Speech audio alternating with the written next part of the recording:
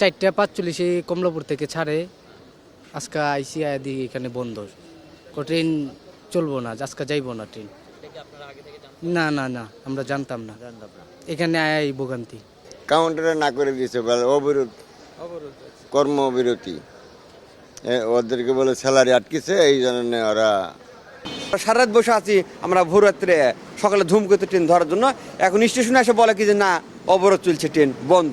আসলে এটা আমরা মেনে নিতে পারছি না।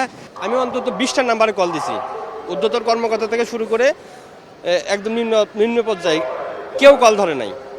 একটা মানুষের তো মিনিমাম, এটা তো কারোর ব্যক্তিগত সম্পত্তি না, এটা রাষ্ট্রীয় সম্পত্তি, যে কোনো মূল্যে চলবে, এটাই স্বাভাবিক।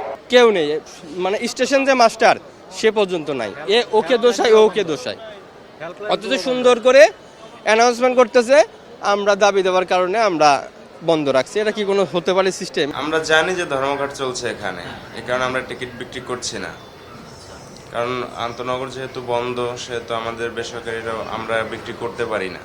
এখনো সিদ্ধান্ত জানায়নি, সিগন্যাল দিয়েছিল, কিন্তু এখনো কেন্দ্রের আমরা সেক্রেটারি সাহেবের এখনো কোনো সিদ্ধান্ত পাইনি।